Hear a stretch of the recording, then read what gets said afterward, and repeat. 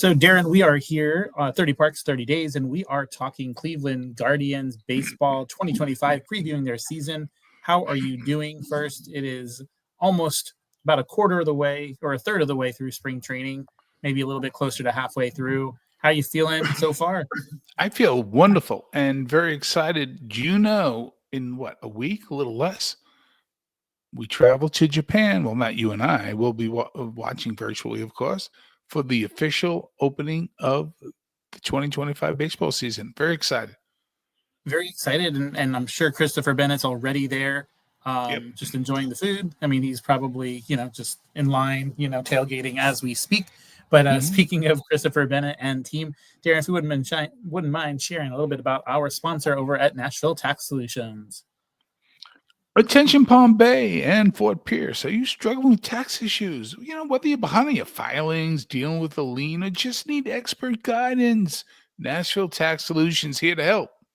Their team knows the in and outs of tax relief and is ready to fight for you. But don't just take Mike's word for it. Don't take my word for it.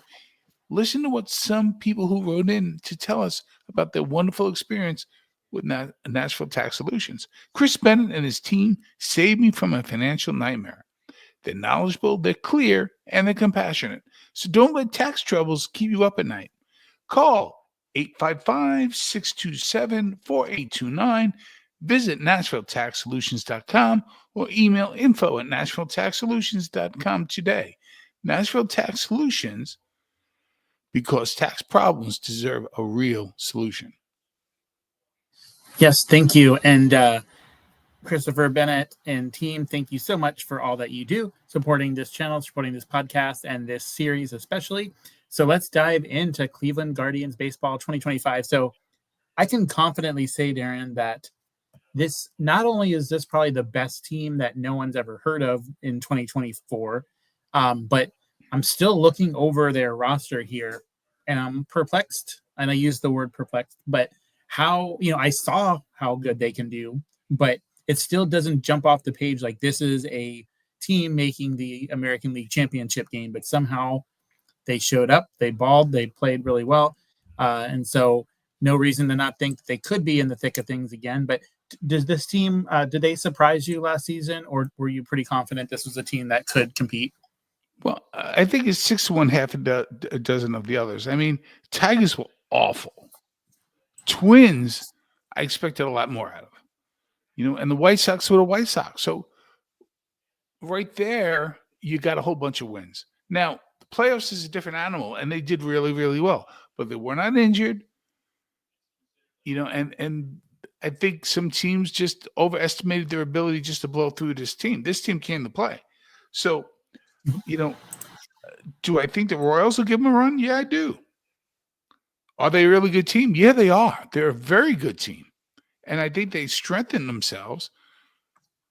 I think they have a wonderful management crew.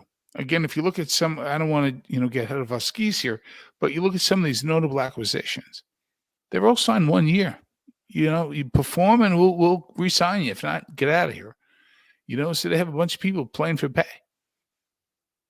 Yeah, and I love to see Carlos Santana back with the team. Mm-hmm. 1 year deal, like you said, see how that goes. Some other big names there, Shane Bieber, of course. He was re-signed, but to a 1 year deal. Paul Sewald, a few other names there. And then we look at some of their subtractions. And you mentioned the Tigers. That was the team that started off really poorly and then somehow caught lightning in a bottle and basically just not even snuck their way in. They plowed their way in the last 2 months of the season. They took it. Yeah, they really did. So this is a team, the Guardians, that sometimes can get, because of the division that they're in, you can pile up some wins pretty quickly.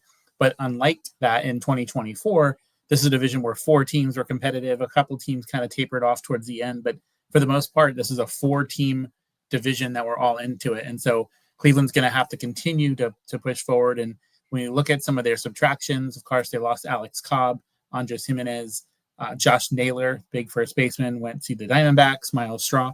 So did lose a few pieces there. But, still looking up and down this lineup, it all starts with Stephen Kwan in left field. He is somebody you just expect to get on base each and every time he gets up there. But I wanted to ask you your thoughts on the name that to me stands out. Jose Ramirez feels like he's just in the wrong era. Like this is a guy who's always there, but like if to me, I just don't hear about him as enough. Like back in the day when Indians had Jim Thome and Albert Bell and others, you felt like they were just these like household names. And Jose is always there. He's always producing, but I feel like a lot of people still don't know who the heck he is for whatever reason. But this is one of the best third basemen in baseball in the last 20 years, in my opinion. He's just he's consistent and right there in the middle of that lineup. Part of the reason I think that I love what you and I do, specific to sports, is exactly this. I mean, literally the Jose Ramirez. Not that we want to be the smartest kids in the room, but the reality is that there's a coastal bias, right? We know all about the teams that play on the West Coast and the East Coast. And a guy like Jose Ramirez does not get the flowers he deserves because he plays in Cleveland, in Middle America. And he's a dynamic player. Would I love him on my Mets? Absolutely. Yeah, absolutely. And one of the reasons for that, I believe, is, franchises like ESPN who decide to show only the same few teams each and every day. And there you go.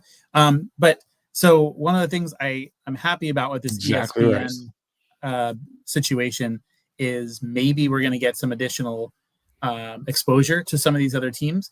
We're going to talk baseball during baseball season. We're not going to talk, the 15 mock drafts 7 months before the NFL season begins. Just hard. We're not going to talk about who's better, Michael Jordan or LeBron James in 2025. We're going to talk baseball, and hopefully wherever they go, whether it's Amazon, whether it's Netflix, I think WWE is setting a precedent here with how successful they're doing a really good job.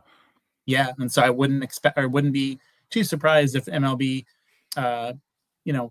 gets their foot wet a little bit. I think, and one of the other ones is as bad as the Apple TV commentating can be. They've got some cool technologies and stuff. I feel like if they could tweak it, make it work a little bit like that. But I think, we need to see something better than the Apple product. But I think I'm excited to see where it goes for teams like this, like the Guardians, who, they're in the American League Championship Series with the Yankees and still didn't really get any recognition, for whatever reason. I would say that most baseball fans probably didn't realize the Guardians were in the AL Championship game. Series. Yeah, no, you're right. You're right. And, there's other teams. If it's not the Yankees and the Red Sox, and why are we watching it? The fans that just watch when the playoffs are on, that kind of thing. And they should be watching teams like this because they've been playing playoff baseball all year round because they were in a division that was so competitive. Looking at their rotation, Tanner Bibby, Luis Ortiz, Gavin Williams, Ben Lively, Tristan McKenzie. It's a really, really good rotation. But again, I'm seeing a lot of rotations. This is one, again, who is all five are right-handed pitching. So don't know if that's going to cause some issues down the line. They don't have one of those pitchers that we've talked about on prior episodes that can be ambidextrous. But any name that stands out to you there besides Tanner Bibby, or is it just pretty solid? Yeah, it's pretty solid all the way through. I think, again, Lively at that fourth spot, that's the guy who needs to stop the 2 and 3 game losing streak. And I think that shows your depth. When you have a fifth pitcher that can win 11 games, if we can still care about winning games as opposed to this, rotation by committee. But I think you look at him, right? You look at Ben Lively. I think that's the place. And I think that shows you how strong this staff is because he's going to do the job.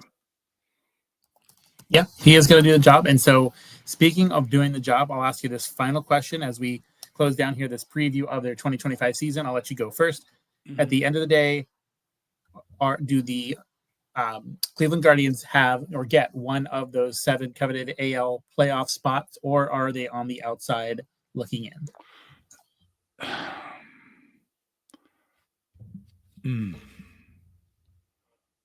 It's funny. I asked that, and I do the homework and I decide, okay, do I think, and I'm like, if I get it wrong, someone's going to come after me. Yeah, I but remember like, oh, it's just here's an what it opinion, is. but Yeah. You're right. They were not plagued with injuries last year. And I think that it's tough to do that 2 years in a row. I don't think they're strong enough. And I feel the same way about the Yankees. We'll talk about them sometime. But I don't think they're strong enough to compete with injuries. And I think that they're a little thin. I think if the Twins can kind of pick it up a bit, I think the Twins and the Royals will make a move. okay. So that is interesting. So you're going to give them the X for playoff spot then. You're in? Okay. So Mhm. I am going to agree with you. I'm giving the X, and it's, and those that might have watched alongside, we just recently spoke about the Milwaukee Brewers, another team that had a significant win increase on other teams in the division, did not make the playoffs, but I'm going to echo that sentiment. I feel like they're just short, unfortunately, Guardians of making the playoffs this 2025 season, but they'll still be right there in the thick of things come the end of the season, but they will just fall short. So we'll have to watch another video to find out which AL Central. I won't give it away here, but there's another AL Central team that Darren may or may not have mentioned that I think is going to take home that division this year. So until next time, everybody, thank you so much for watching this episode of 30 Parks in 30 Days, and we'll see you around the ballpark.